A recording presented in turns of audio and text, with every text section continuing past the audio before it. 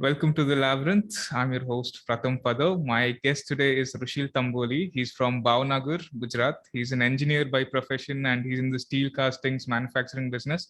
But more importantly and more relevant to this podcast is the fact that he's a national steering committee member of Awaken India Movement and he has played a pivotal role in AIM's journey. Rushil, welcome to the Labyrinth. Hey, thank you, Pratham. Thank you for having me here and for inviting me to the podcast.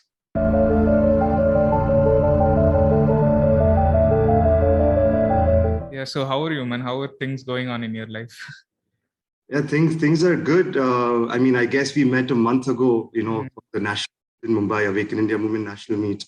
And since then, I think we sort of went through a revigoration of, what we are doing.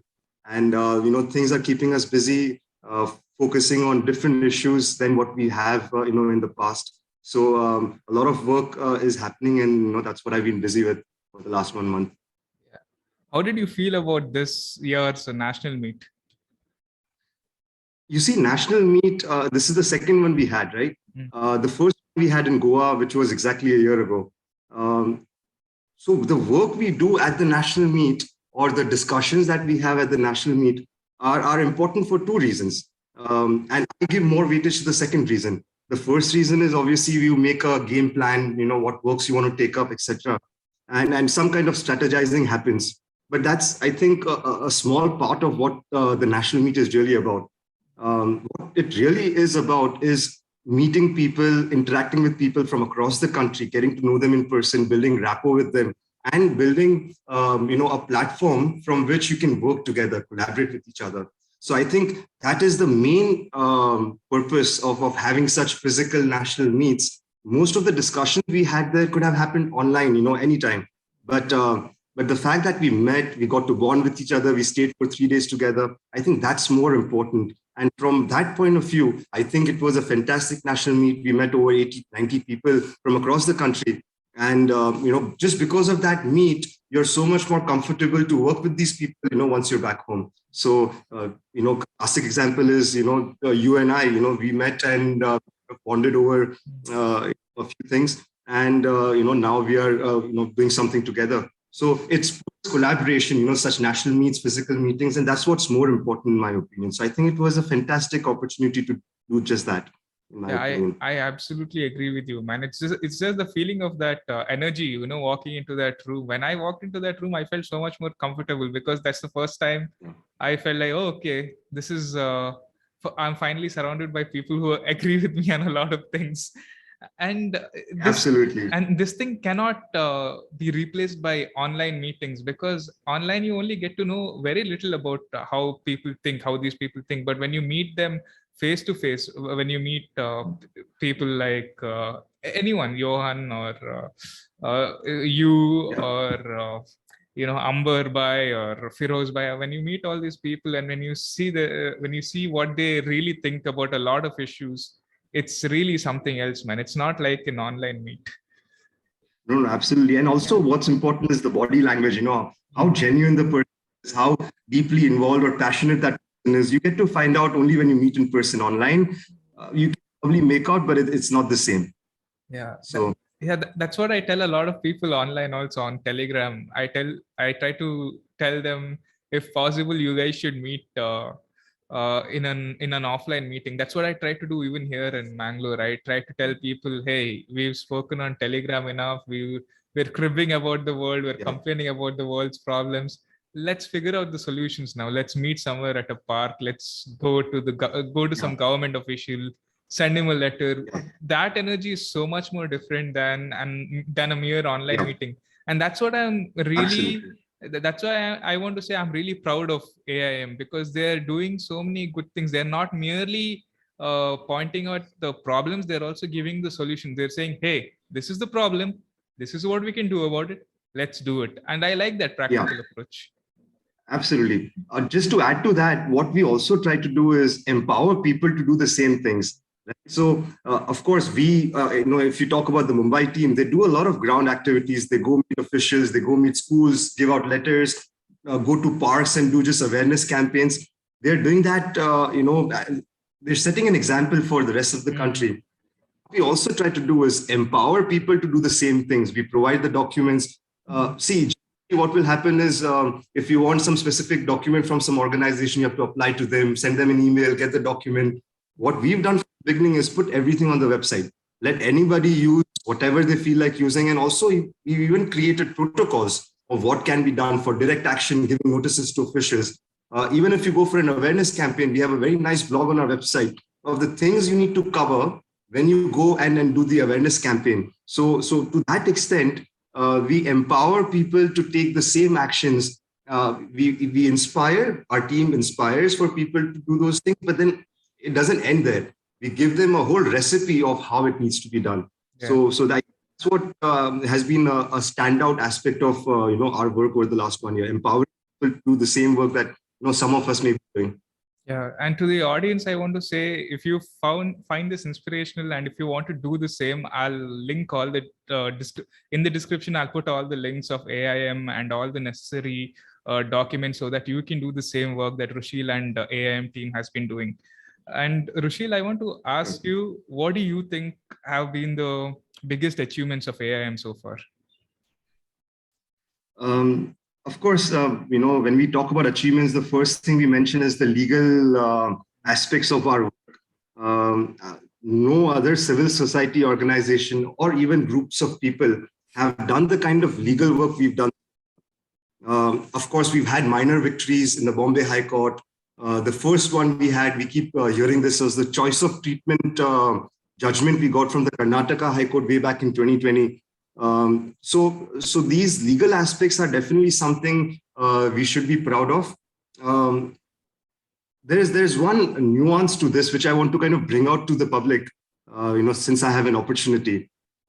Many people who kind of believe in say universal law or natural law or common law, they believe that it's a waste of time to go to these courtrooms, argue on the Constitution, try to convince the judge that we are protecting our fundamental rights. It's all useless because that's not how the universe works. That's not how natural law works. And I agree. But there are two things. One is, this is what we have. This is the system we live in. And while we are part of the system, we must use the system also as a tool to try and do the work that we wish to do. We can always try universal law principles or natural law principles to bring about a change, but that doesn't mean we kind of disregard the existing system that is in place. Secondly, which is more importantly, the only time we as a movement got coverage, in the mainstream media, our voice was able to reach the masses. The only time that has happened is when our court cases were in discussion.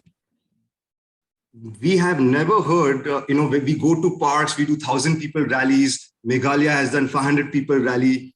It never comes in the newspapers. It's never covered in the mainstream news. But our court cases, so now, regardless of whether we get a positive judgment or a negative judgment, we were still able to get our issues out to the public, which we wouldn't have been able to do so successfully if not for these court cases. So these court cases, even though they may not give us a direct good order or result, it still helps us indirectly. These are all intangible benefits of going to the court, using the legal systems, getting your word out to the public. And that has only happened through the legal work that we've done. So I think I personally am very proud of the work we've done. We've put out good research in these, in these petitions, which you will not be able to find otherwise. It's a good kind of congregation of information and kind of linked with each other to present the case to the judges. So I think that aspect has been very good. Another thing, as an achievement, I say, is bringing like-minded people together. So whoever goes through this awakening journey, and just to give a bit of a background of myself, I started this journey back in 2014, and back then there was absolutely nobody who understood some of these things about the occult or about the NWO or the health agenda, the food agenda, and I've been even the vaccine agenda. In fact, that was one of the first things I kind of got into. Understanding the whole vaccine business, back in 2014. And then there was nobody to kind of discuss these issues with or kind of, bounce ideas, with each other. But now, with the last 2 years with this whole pandemic, the awakening has grown to a level which I have not seen, in my journey of this process. And what we've been able to do is create networks of people in different parts of the country. And it's still growing. We still have a very long way to go. But I think that itself is a big achievement, where we were able to bring people together, who thought alike, who are, going through this process. And people were able to have each other as, just moral support, emotional support, also to bounce ideas with each other. And then, more importantly, take concrete actions, right? So for now, up till now, until AIM came about, I had all this information. I knew about all these problems, but I couldn't do anything about it. But now that I have a group to work with, it makes a whole lot of difference that you are actually able to take actions on the information and the problems that you see happening around you. So I think that's a pretty big achievement, in my opinion, that we were able to do this. I think we would have felt a lot more lonely if not for AIM. And absolutely. I like the first point that you made, that appeal to individuals who believe in natural law. Of course, even I believe in a natural law. While I respect idealism, I also think that at times we also have to be pragmatic. But there are some individuals who are very hell-bent. We try to appeal to them, but they just don't listen, and instead they become very bitter and they accuse AIM or certain individuals among AIM of being controlled opposition for numerous reasons. What would you tell to such individuals? You see, when people are so hell-bent on some idea or ideology, they become ideologues, and it kind of borderlines fanaticism and extremism. Yeah. And when a person reaches that stage, it's very difficult to bring them back to a balance of rational thinking, and so there's not much you can really do about such people. You have to kind of accept them as they are, not ignore them. I wouldn't ever want to ignore them. Their inputs will be as valuable.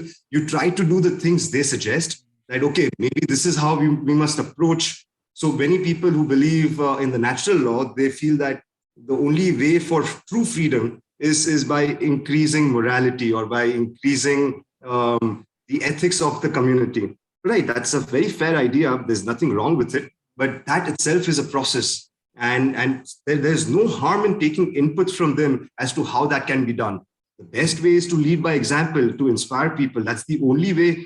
You can't teach people morality. You can't teach people ethics. You can only lead by example, inspire them, and just hope for the best, that they will kind of emulate those qualities that you're trying to show and put to the world. So, but nevertheless, it's important to take their ideas, see what is implementable, be pragmatic, what is realistic, but then at the same time, you continue doing the work you're doing. I want to share a story which is very close, which is very closely kind of nailed into my head. It's a bit spiritual in nature, but it has context, so I want to say it now.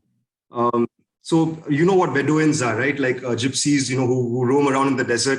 There was a Bedouin who was walking his camel through the desert, and he had a long way to go. So when evening comes, he kind of puts up his tent, camps out, and he decides that I'll relax and I'll start the journey the next day.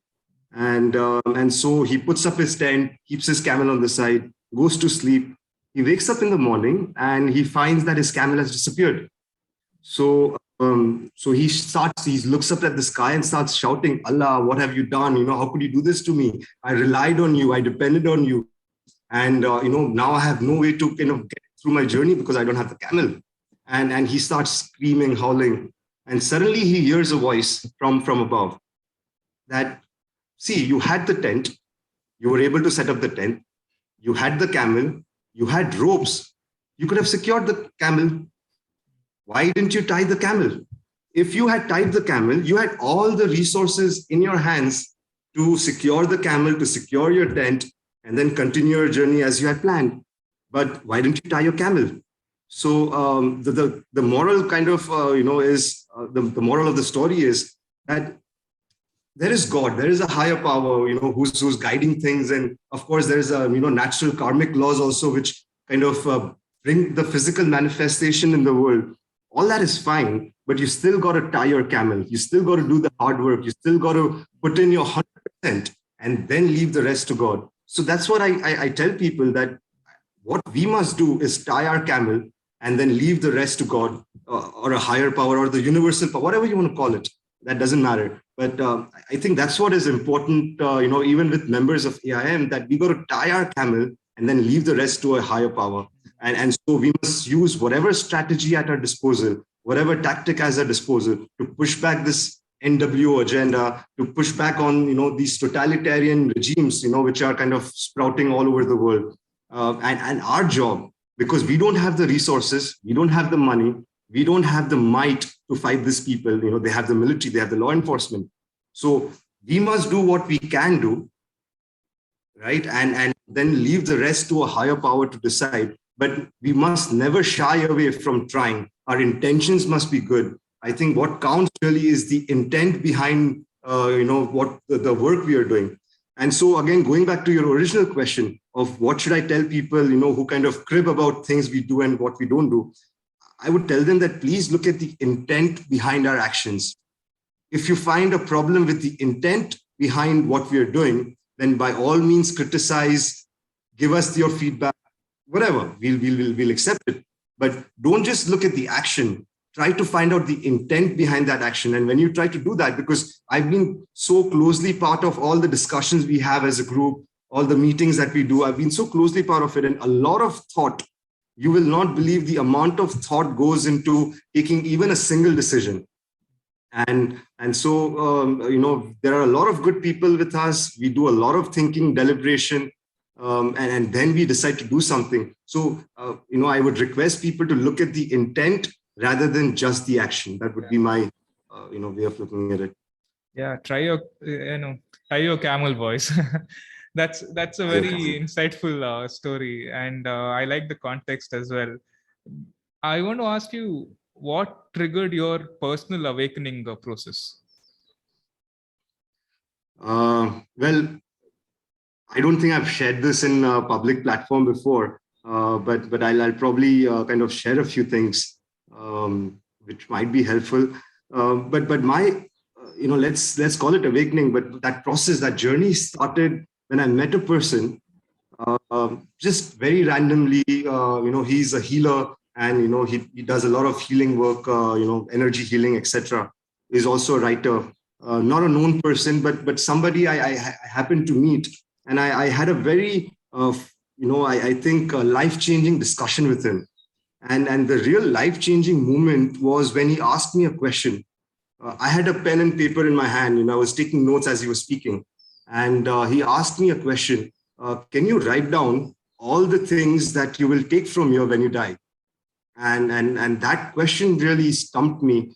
I thought, what is it? And obviously the answer is we don't take anything, when we leave this physical plane of existence. And that question really hit me so hard that I got into the whole, research on spirituality and what it is about and what is life, the purpose of life. So my journey really began with a spiritual awakening, where I started learning about the spirit, about the reality of our existence, etc., karma, all of that. And I went through, discovering different religions, what they say. I did a whole lot of research on those subjects. And then I think when I got into that, I simultaneously got into all that is wrong with the world. So you take up any sector and you would find 10 things which are wrong in that sector. So you take healthcare, you have vaccines, these drugs, allopathy as a whole, how, medical negligence happens, etc., etc. Same with food, you find out about the history of fertilizers. I don't know if you've kind of dwelled into that, how kind of fertilizers came to be after the World War II. So you find that, okay, this is dangerous, this is evil. And the more you research, as you progress, you realize how evil truly some people can be. And it would be naive for us to think that, there are no bad people out there in the world who are trying to control you, who are trying to enslave you. And so, that's the whole journey that I kind of took one subject after the other. But the most important subject, and I want to bring this out again for a specific reason, because I don't see this, kind of dialogue in the truther community too much, which is about natural disasters and natural calamities, which can possibly happen at any point. So a lot of people believe that, even the climate warfare and the geoengineering that is happening, which is definitely happening. The elites have the technology to modify weather and whatnot, but we cannot and we should not discount natural forces either. For example, the changes in the sun. I don't think people understand, the functions of the sun and the impact it has on climate on this planet. In fact, we do know that weather on this planet happens because of the positioning of the Earth, its orbit, and the sun, and so we have different weathers through the year. The same way climate over a longer period of time is also affected by the sun. And so the changes that are happening in the sun, the weakening magnetic field of this planet, the pole shifting, nobody really understands truly what's happening, but these things we are observing that they are happening at an unprecedented pace, meaning we've never seen such things before, of the magnetic pole shifting, weakening, the sun's activity kind of changing, being erratic, and resulting in all kinds of surface level calamities, like increasing volcanic activity, increasing tectonic activity, etc.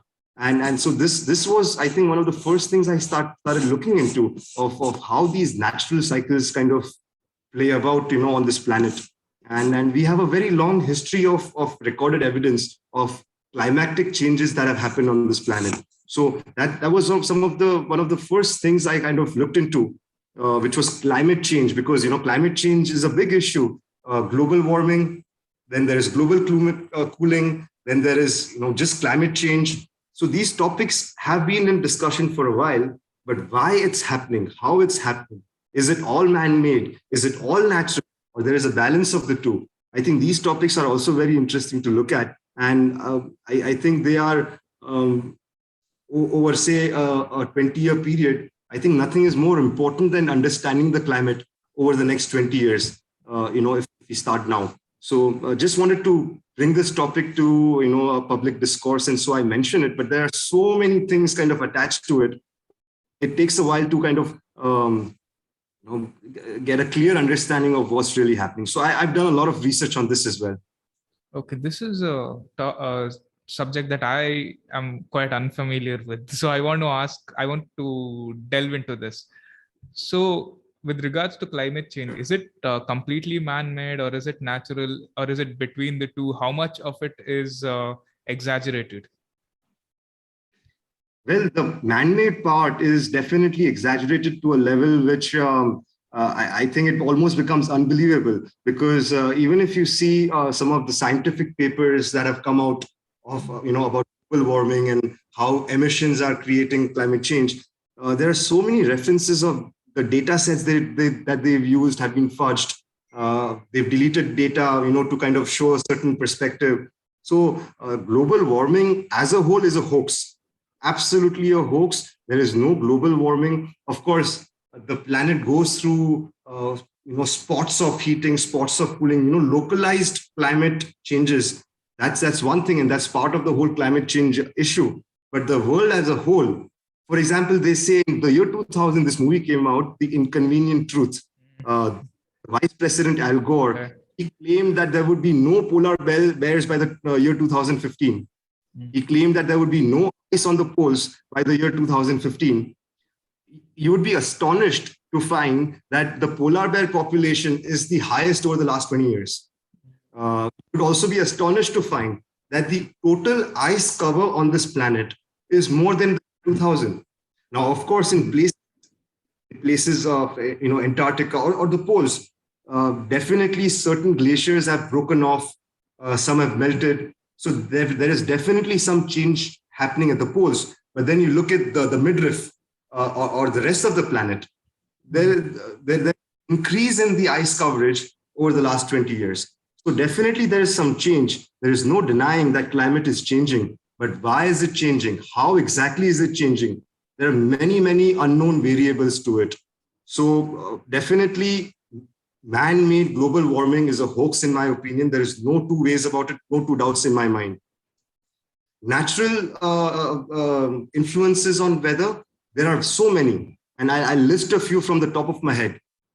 The sun's activity, how much it flares, how much coronal mass ejection it does, how many solar flares it has, what is the geomagnetic activity on the sun. It's a big, big factor causing changes on the climate. The magnetic field of this planet is so important because that is what blocks all the cosmic radiation, the X-rays, the gamma rays. It's the magnetic field which stops these rays from coming. And we are now definitely seeing dips in the intensity of the magnetic field. The shift of the pole. Now, this is kind of coupled with the magnetic field weakening, where the true north, or the North Pole as we know it, is not in the position that we think it is. We think North Pole is right in the center of, the Antarctic continent, or the Arctic continent. It's not there. Over the last 100 years, it's moved from Siberia all the way into Canada. It's moving back towards the center and probably going again towards Russia, and perhaps even coming down in latitude degrees. The same is happening with the South Pole. It's not in one position. It has always been erratic, but it's become more erratic over the last few decades. So this change in the magnetic field definitely has an effect. Then you have things like albedo. Albedo is something which measures the irradiance of sunlight. So how much heat is absorbed by the surface of this planet? If you have more ice cover, more sunlight is going to be reflected back. So now this is also something which affects the way climate is going to behave. Apart from that, the orbit of the planet, the rotation of the planet. Do you know that we've had the fastest day ever recorded in the history of mankind just like a couple of weeks back? Of course, that fastest day is a matter of milliseconds. But then when we talk about, global levels, a millisecond is also a big change, from its average, from its standard deviation. So the rotation, the axis around which it rotates, as well as the revolution around the sun and the positioning, with respect to the sun, that also has an effect. Volcanic activities. We talk about carbon emissions. Do you know that, and these numbers I'm just speaking off the top of my head, there is more carbon or greenhouse emissions that happens naturally. Ratio is not like a small ratio, and it's huge. Almost, say, 150 megatons of carbon is emitted on this planet through different means, natural as well as man-made. Humans only contribute maybe 5 megatons or less than 5 megatons. So you have all these volcanic activities which are happening, creating all sorts of SOXs, NOXs, CO2s emitted into the atmosphere, creating these greenhouse kind of cover over the planet. And that definitely has a massive impact on the change in climate. So there are so many, the point I'm trying to make here is there are so many natural influences on climate of this planet that the man-made influences are there. They are definitely there, but they are way small compared to the natural forces active. Of course, I'm discounting all the geoengineering, the HARP technology, all the weather modification technologies that they have. That's there. There's no denial about that either. But we should not discard or disregard natural forces also which are at play. And I'll say something which maybe most people will not agree or may have a problem with it. I'll say it this way. Our job is to tie the camel and leave the rest to a higher power. I said that already. So whatever work we are doing is tying the camel. But the work from above is going to be the true thing which defeats the enemy. Okay. And natural forces are what can cause a complete disruption of their plans. Of course, we don't want that to happen because obviously there'll be a lot of suffering. Everybody will suffer. But these people who are trying to kind of enslave us, they will suffer the most, and their plans will disrupt the most. That's where I also give this so much more importance to be aware, not because you can stop it, but you can be prepared for it, right? Even if it doesn't happen in your lifetime, but you still should be prepared for the eventuality that something like this could happen. Unfortunately, nobody's prepared for something like this. And being a prepper, this is a very common term, in the West, but in India, nobody talks about it. What does it mean to be a prepper? It's not that you're just waiting for doomsday to happen or for the world to end. Living in a basement. Right, living in a bunker, and 6 months shelf life foods. That is important. You're not waiting for the end of the world, but you're preparing for that eventuality. And now the time has come for everybody to look at this very seriously, not because we can stop it from happening. It's going to happen regardless whether we like it or not, because these are forces way beyond our power. So what I would tell people is that, research on this subject, I think, is the most critical part of the journey, moving forward over the next 20 years, because the things that are bound to happen, I say, it's not a matter of if they're going to happen. It's a matter of when they will happen. But when they happen, you must be prepared for those eventualities. And research is the first thing, you must do. First, believe that, these things, and understand that these things are really happening, which most people unfortunately don't feel like doing because they feel it's too negative.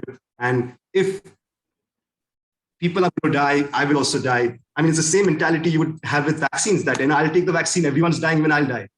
So I take that approach that, okay, if it happens,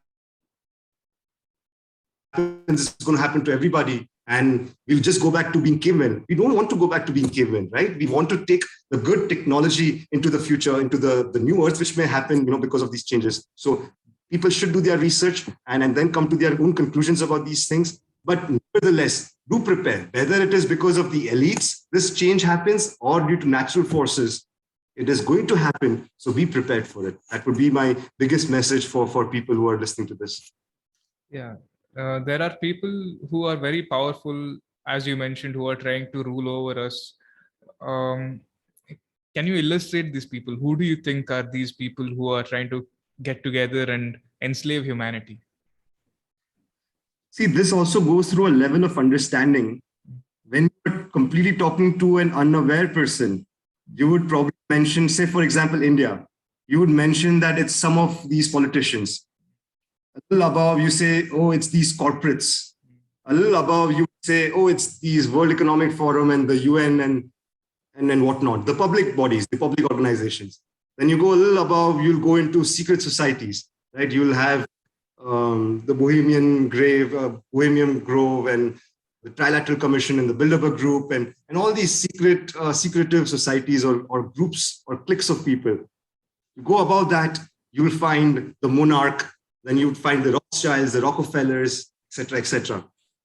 You go above them, you'll get into a whole different concept or idea of our reality.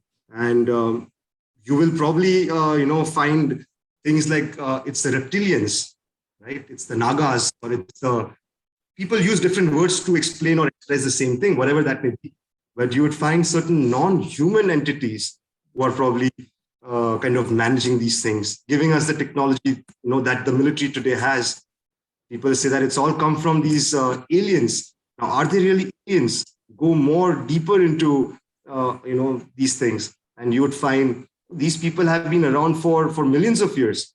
Oh, these people have tried to enslave us for millions of years or thousands of years, whatever. Every time there has been a shift or a reset or a major disruption on the surface of this planet, these entities somehow end up coming up in their spaceships. People look at them, they consider them gods, and and then they eventually end up enslaving humanity when kind of civilization restarts. So you'll find that information. So of course, without going too much into exactly who it may be, what's important is to see that there are these different levels of understanding that people will have to go through to come to that final realization of who these people could be. Are they satanic? Is it Satan? Is there something like Satan? Because in certain theologies, in certain ideologies, they believe it's the Satan who does it. But who is the Satan? Is it a physical entity? Is it a non-physical entity? Is there a thing like Satan, or he just claims to be Satan? So these questions don't have any easy answers. And to just give them up to the viewers is also not the right thing. I think people have to go through their own journey of go through these levels of understanding before they can come to some conclusion, for themselves. But I also want to add, Pratham, that these topics are in a way inconsequential, meaning whoever it may be. In a way, it's inconsequential who's really ruling the world. What's more important is for people to understand that we are being enslaved, we are being ruled over, whoever they may be, but we are being enslaved and we are being ruled over. So that final answer of who it is, it's up to each individual to see how deeply you want to know those things and how deeply you want to understand those things. But for most people, what is more important is to understand that we are being ruled over, and it's not something that has happened just in the recent past. It's something which has happened for centuries, if not millennia, if not eons, right? I mean, we're talking about thousands and thousands of years that this has happened. So I'll probably just leave it at that for now, and let viewers kind of do their own research on these subjects. You said earlier that your process of awakening began through spirituality. As a spiritual person, how do you perceive reality or the matrix? Well, most important is to understand that it's an illusion. There is the ego. Ego is what creates that separation. I truly believe in the oneness of all. I think there's just one thing. That one thing, that source is what there is. There's nothing else. Duality itself is an illusion. Now, this illusion remains at different levels of consciousness as well. Even at the highest level of consciousness, you can still choose to be a different entity. While, at will, you can also merge with that oneness. But then at will, you can also experience duality. Because how do you love somebody? If it's only the one, you can only love if there is another. So, and love being the essence of creation, many people have said it, to experience and express love. That's why we have this creation. So in all levels, there are levels of consciousness. We are operating at a certain level of consciousness, which makes us experience this physical reality as, as you and I being separate, or everything around us being separate. That's an illusion. Unfortunately, including myself, including anybody who is not fully enlightened. Awakened and enlightened are different things in my dictionary. Unless you come to that full realization of liberation, moksha, nirvana, or until you merge with that oneness, you are under the spell of the ego, which looks at things separately. And that's where the delusion comes in. We are all deluded that, including myself, even though intellectually I understand that this is an illusion, but it's not easy for me to get rid of that illusion.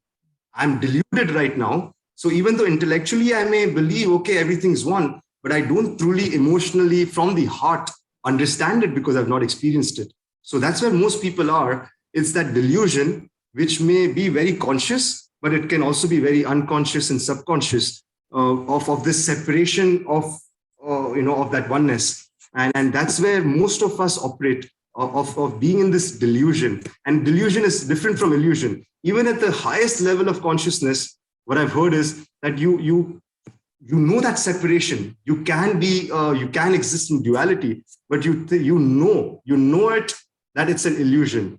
Right now, we don't truly know how this illusion works, or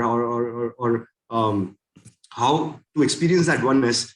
And that's why, I think most of us are deluded to think that this is our reality, this is who we are, this is what we're supposed to do.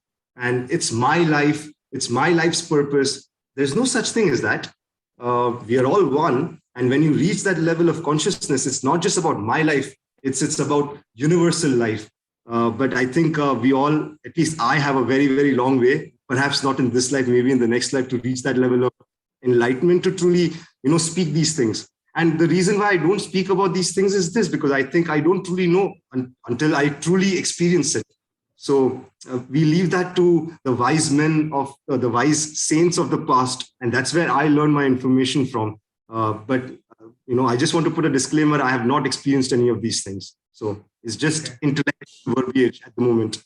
I want to go deeper into this. Do you think enlightenment can lead to nihilism? Because once you acknowledge that this is an illusion, you'll start to look at material things as unnecessary. Oh, why do I need food? Why do I need career? Why do I need anything? Why do I need to talk to my mom? Why do I need to care about anyone? Why should I fight? Why should I go to a court and file a legal case against vaccine companies? Anyways, this is an illusion. I don't care. Well, that's the nihilism is a big problem. And who was this guy? Nietzsche. Yeah. Nietzsche. What? I forget Nietzsche, the name yeah. of the guy.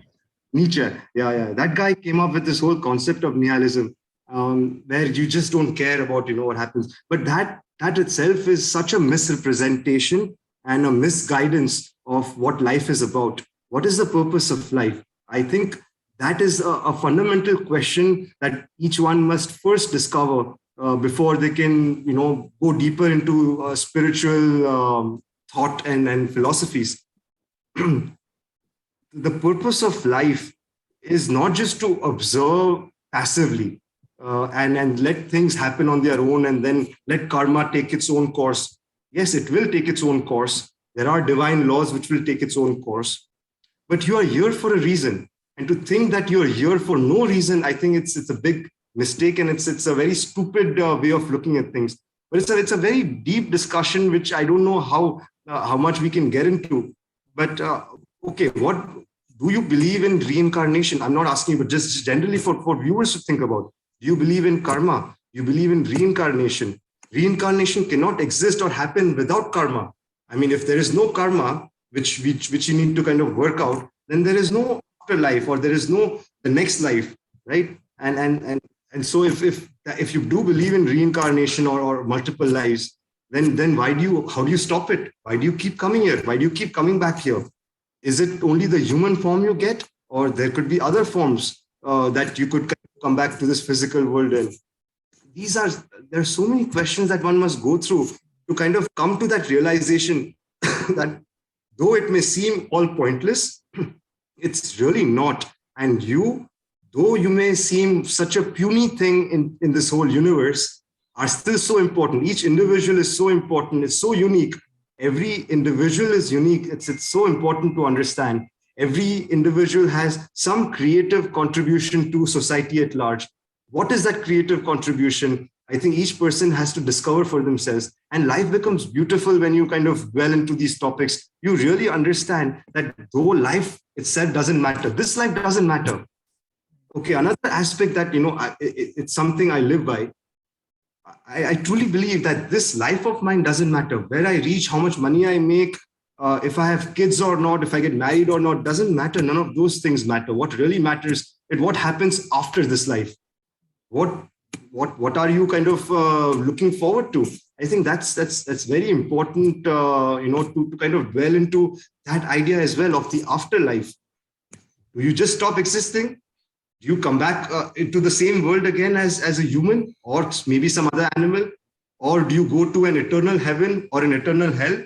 I mean, if it's eternal, then God is a very cruel person. If I'm damned to it, for eternity, or some silly mistake of mine, then God is a very cruel person. I don't believe God is a person, right? So I think I might have a mild disagreement there. Sometimes there are many days, man, when I wake up and I think, oh, God is such a cunt, dude. There are so many days when I think that it happens. Yeah. Again, this is how I look at it. All the bad things in my life, I I say it's my karma, which is doing those things. Anything good in my life, I say, okay, this is a blessing from God. So it's a perspective, and it's a worldview. Karma definitely has free will, and karma are there to exist, whether God exists or not, whether God being there or not. Karma and free will are so important for the functioning of this universe, and they have a massive role to play in the way events play out on this planet.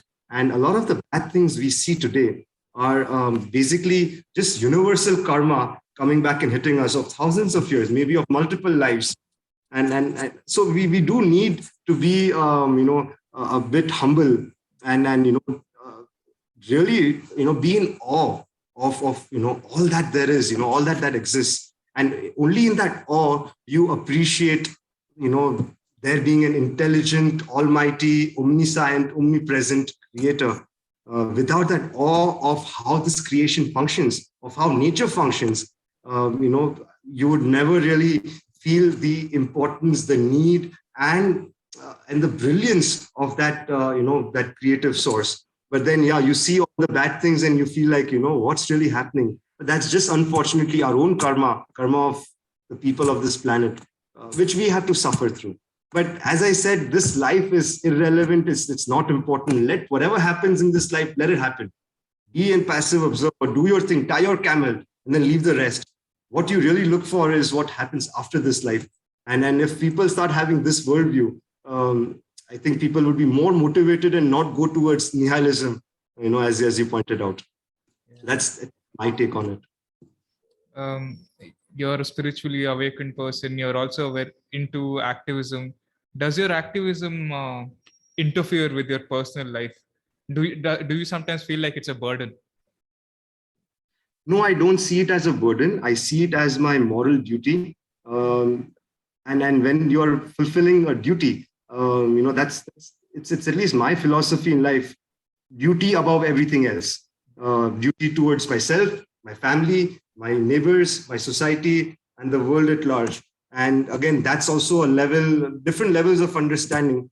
Once you reach a stage where you feel that you're all one, that's the final realization. Your duties towards the world at large become so much more important. So while fulfilling duties, that itself is satisfaction in itself. You don't really look for an outcome. You don't really look for the results of those things that you do. But the fact that you did it with the best intentions, with the best 100% effort, I think that itself is satisfaction enough for me. So, of course, it does take away a lot of my personal time. I mean, I have very little time to do my professional commitments or my personal commitments, get married or, whatnot. I'm unable to do right now. But, I think it's a pleasure and I think it's a blessing also. That's how I see it. For me to be able to have this opportunity to really make a difference, I think I see it as a blessing and I do it happily. I'm going to ask a slightly personal question now. Last time when we met in Mumbai, we were playing this game, where you had to ask one question to the person you're about to marry. And you said if you had to ask one question, it would be, are you vaccinated? Does that question still remain? And would you marry an unvaccinated woman or not? I would not marry a vaccinated woman for the simple reason. I think that person, first of all, is an ignorant person, right? There is so much information there that, it's very difficult for people to miss out and make rational, reasonable decisions. So first of all, I have very low respect for people who get vaccinated. Mm-hmm. So self really, puts me off. Because you had the information, you had the knowledge, you could have done your own research, but you chose not to. You chose to be ignorant. And that itself is, in my opinion, of course, I will never show it that I don't respect you. I'm a very diplomatic and a civil person like that. But in my mind, that level of respect goes down as soon as somebody says that, I've jabbed myself. Secondly, I do feel that this would have repercussions on the health of the person, especially if it was a real vaccine, not a placebo. There is definite effect on the reproductive system, different aspects of health, it is affecting. And so I truly don't know if that person will have a good quality of healthy life for a long period of time. So do I really want to be with a person who may not be alive 5 years down the line? I don't want to take that chance. Somebody who's infertile, who will never be able to have kids. I don't want to take that chance, maybe. Though having children is a different topic and I have my own views on it. But leaving that aside. So I'm pretty serious when I say that I don't want to get married to a vaccinated person for these two reasons. One is I think they're completely spiritually, morally bankrupt. And second, I just don't know how the quality of life is going to be for them, 5 years, 10 years, 15 years down the line. And marriage, we are talking about, at least 50, 60 years of being together. I don't think they would have that kind of lifestyle to be able to live that far. So it is a serious question and it's a very serious concern for me. Yeah. I mean, but so be it. I don't see a loss in it. Yeah, I mean, Absolutely, man. And you have the right to demand what you think is right. Besides that, besides this vaccine status, what other expectations would you have? This would kind of turn out to be like a an interview for Marriage proposal, yeah. No, so I think for me, because I've gone through this journey of awakening and knowing what I know after so many years, an open-mindedness to spirituality is very important. Open-mindedness to these alternative ways of looking at things is very important. I don't expect every woman to be fully awakened or who understands everything. It's not possible. It's not practical.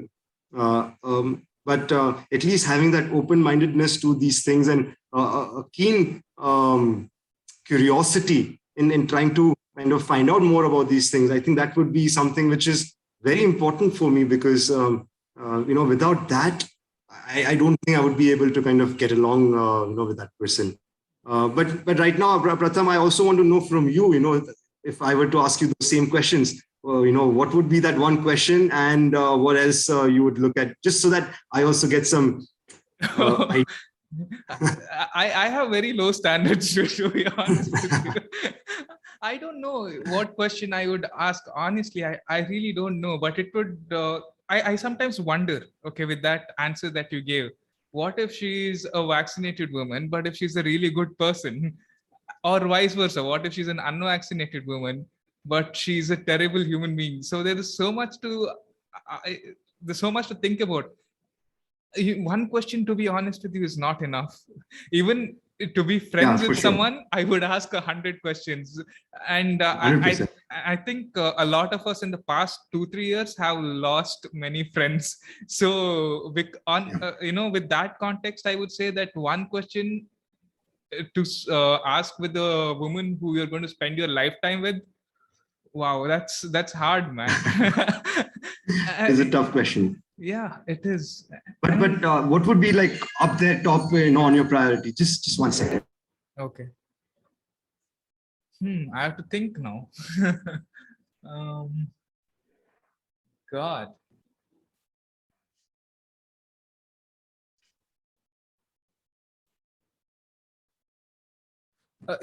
I think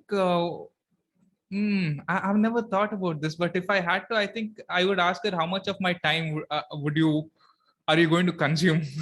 Because because I wouldn't want someone in my life who's always trying to monitor me, who's always trying to ask me like where I am, what I'm into. I'm more of a, hey, you know what? At times I would want you to leave me alone. Okay, what I do is my concern and my business. I don't think these are things that you can tell to your wife. So I think I'm going to be single for a very long time. For a long time. Yeah. No, but you see, all of us in this movement, the freedom movement, we are all freedom-loving people. Yeah. So any kind of constriction or limitation, what you can do and what you cannot do, is very difficult to digest. And that's the same problem I'm facing. One of the reasons why I've been putting off this whole idea of getting married, because I think it would take away from my freedoms, especially if that person is not awakened herself. So I totally get you, and I feel you, bro. Yeah, I think the funny thing is the depopulation agenda is not going to affect us, because our demands are so high. We are going to remain single for a very long time. Regardless, we remain single. Yeah. Very true. Very true. Anyways, so what do you think are the biggest upcoming threats to our liberties in the next 1 or 2 years? You see, the agenda, the NW agenda, I think the systematically brought about in terms of putting more controls on society. They've successfully, starting with lockdowns, mask mandates, this vaccine mandates, certificates. So moving forward, those controls are going to just get more and more difficult. We might very well see a new set of lockdowns come back.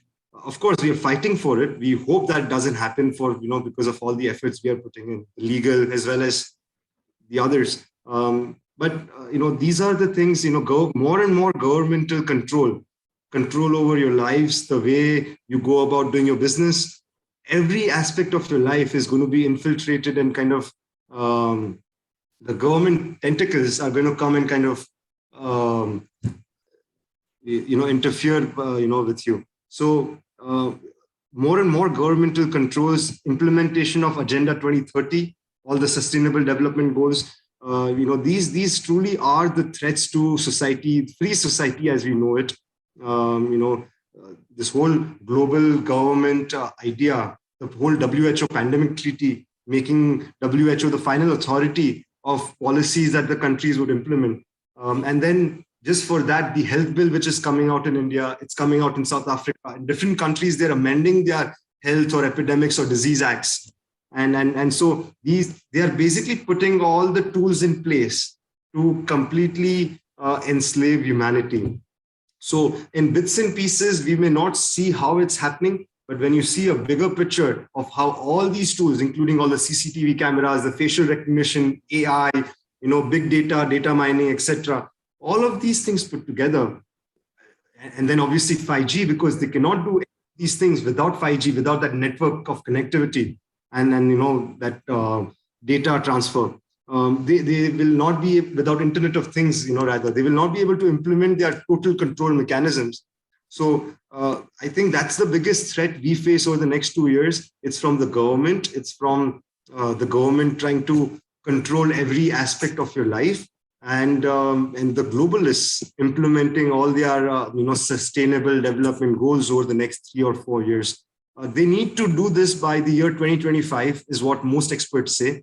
Though they call it Agenda 2030, they want everything in place by 25. And all these things also coincide. They also coincide with a lot of natural changes that I was earlier talking about. These people are aware that something big is about to happen, either with the sun or something on this planet or something, or an asteroid. There are huge probabilities of a massive asteroid strike or a space rock for those people who don't believe in oh God. whatever it is. But these are very highly likely possibilities in the coming 15 to 20 years. So these globalists also are aware of these changes, but before those things happen, they must put all their controls in place so that after society is finished, they can kind of back up and truly start ruling over a population of just 500 million people, because that's what the Georgia guys say, right? They just want 500 million people. So they have these deep underground military bases. I don't know if people are aware of this. They're called DUMBs, called deep underground military bases. Billions of dollars have been spent. I don't know if you know about the black budget of America, where even $1 trillion can be spent on something and there is no accountability for it, and nobody even knows that that money is missing. So they have these deep, black projects, as they call it, where they've invested a lot in these bunkers. They call them deep underground military bases. And each of these bunkers can probably house anywhere from 100,000 people to 1 million people, depending on the size and nature of the dumps. And they would have all the facilities. So there are so many of them in America. Somebody's made a whole map of where these dumps exist. They say that there are 2 dumps in India as well. I have not been able to verify. But dumps in America have been verified. We have solid evidence of them existing. And many movies also show them. But the idea is that they would, when these times come, they would have hand-selected people who would come with them to these bases, deep underground military bases. And then when things cool down on this planet, and it could very well happen just because of a nuclear war, which breaks out between countries. That's also one of the agendas of these elites. If nothing else works, we'll just do a nuclear war. But the stupidity of that idea is that even they will suffer if they do a nuclear war. I mean, it will be a massive, massive exercise to clean up this planet over hundreds of years or thousands of years or even more. So it would be a stupid idea for them to do an all-out nuclear war, but that would probably be their last resort kind of an event. But if any of that happens, they have these bases which they can go to, have their people go in, and then when everything kind of settles on the surface, they would come back out. So we are moving in this direction.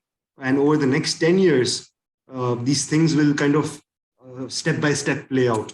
So for now, 1 to 2 years, I think we must keep an eye on all the government controls that they're implementing, because this is the time we can stop them now. If we don't stop them now, then as they say, we must keep our peace forever. So this is what we must work on: stop the health bill, stop the pandemic treaty, push back on some of these big brother mechanisms that they're implementing, and then that's where we can fight right now. At the same time, while we fight these things, we must also start preparing, become a prepper in two ways. Being out of the system, see how you can possibly become independent from the system, prepare for the natural eventualities, and then be ready. So that should be your fail safe. If nothing happens, if you're unable to do anything, you have this as well. So that's what people also need to focus on over the next 2 years, because now is the time. If you don't prepare now in the year 2022 and to some extent year 2023, if you don't prepare now, moving forward, preparing a safe location, a safe house for yourself, securing your food supply, securing other resources that you may require to live independently. If you don't do it now, it's almost going to be impossible as we kind of pass through these next 2 years. By the end of 2023, and many experts have said it, we do expect a total breakdown of society to a level where even basic things will not be available. And that's when it will really hit people in their faces that, we should have done something about it. We should have prepared for it. So while we fight, while we kind of push back on these agenda, sometime we must invest in also preparing for certain eventualities, which will, in any case, even if nothing happens, it's still good to have it. So that's what I think people must really focus on, and not bury your head in the ground. Don't think everything's going to be okay. Maybe we are trying our best to make everything okay, but may very well not be. So don't put your head in the sand. Keep your eyes open, but do not fear, and work towards securing a good future for yourself. That's what people need to do.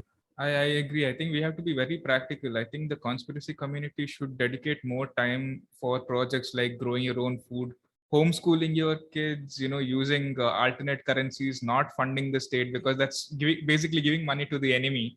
Absolutely. So should we go in a more libertarian, anarchist direction then? Because all of this concludes that government is our enemy. Right. Definitely government, Johan keeps saying this a lot, taxes, theft, and government is slavery. And I've always been of that belief. I believe that an individual is sovereign, is free, and above everyone else. And the whole idea of government, nobody governs me. Why should anybody be able to govern me? We can have administration that may be to some extent relevant, important, but nobody can govern me. Nobody can dictate what I can do and what I cannot do. Of course, do no harm to others is the primary principle. As long as I'm not really harming you, my life should not be interfered with. So that's something I've believed for the longest time. And we must kind of work on projects that will bring us out of this whole control mechanism of the government, independent food supply, independent transfer of goods, transfer of services, away from the government, creating local ecosystems. This whole idea of vocal for local, which though our Prime Minister came out with this slogan, vocal for local, he meant it in a different way. He meant that, give it all to Reliance and give it all to Patanjali, and that's vocal for local. But truly, that is a great way to build a nation of really promoting local economics. That is the backbone of any economy. Let that money remain in the local economy. Let people kind of benefit, the small cottage industries or small traders, small businessmen. Let them flourish. Let them become successful. Promote that. And that's what we need to do. That's what Swadeshi movement is also about. Swadeshi, we must really look at starting a Swadeshi 2.0 movement where we really promote local economies. That's one way to kind of get rid of government control over you. So, these are things we must work on very consciously, put in our efforts. Community, that's a very important thing. being able to be part of a community. Even people, when they say, we'll be off-grid, completely detached from the system, you really cannot do it alone, because there are so many things, including self-defense. If you do not have a community you're living with, even self-defense becomes difficult. And not just from the government. See, when the breakdown of society happens and when lawlessness happens, this is not anarchy, by the way. Lawlessness is not anarchy. But when lawlessness happens, there will be gangs. I don't know if you've seen the movie Mad Max. I think that's the name of the movie. I mean, that's what we are really looking at. When we talk about societal breakdowns, that is exactly what we're looking at, of gangs roaming the streets of cities and looting whoever they feel, have something. And with food shortages, with shortages of other resources, that's exactly what's going to happen. And so building communities is also very important. Only then can you have free exchange of goods and services, independent of the government. Only then can you really secure your food supply. You yourself will be able to grow one crop, but you need a community to grow a whole variety of crops so that you can really be independent and self-sufficient. Community is very important. It's very important. And I'm very happy to see many people are working on this. And I personally also am working on this, on a project, which perhaps over the next few months, I'll make public also. But this is something many more people must start working on.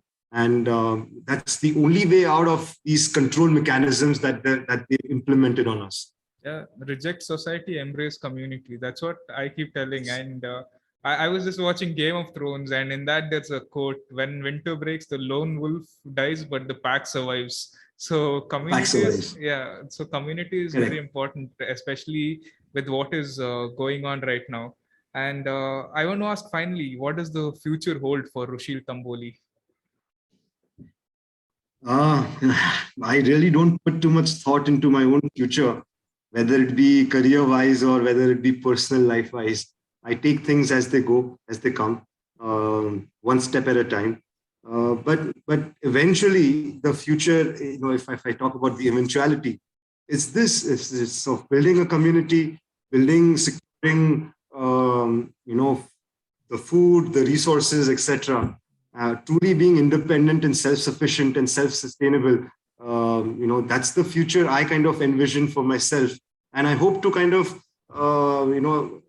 help others also to kind of become part of such an endeavor eventually. But most importantly, what I wish to become is truly, in its true sense, a prepper, which I'm not at the moment. I have a lot of information. I know what I need to do, but it's a matter of actually start doing it, where, having good food storage of, long-term shelf life, having other materials at your disposal, having certain equipment, machinery, bolts, nuts, tools, which you need, to do anything on your own. So preparing that list, I have a list of, I think 700 plus items that I would need to kind of have with me to become a proper prepper, where, I can secure my, let's say 6 months, 1 year, maybe even 2 years, depending on the quantities I keep. 2 years of absolute detachment from anything outside. That's the level of preparedness I think one must hope for. So that's what I am hoping to achieve. And also I hope to, provide this information to the public more and more as I get into it. My experiences, I will probably be sharing with the public also, whoever wants to watch, obviously. But I think that's what I hope to do over the next few years, really move in that direction. Hey, thanks for coming on the Labyrinth. It was a pleasure having you here, man. Yeah, thank you so much for inviting me. It was a great chat, and perhaps next time I may have the opportunity of asking you some questions and get a little bit more about you. I'm only comfortable this side of the podcast, man. But yeah, sure. I'm looking forward to that someday.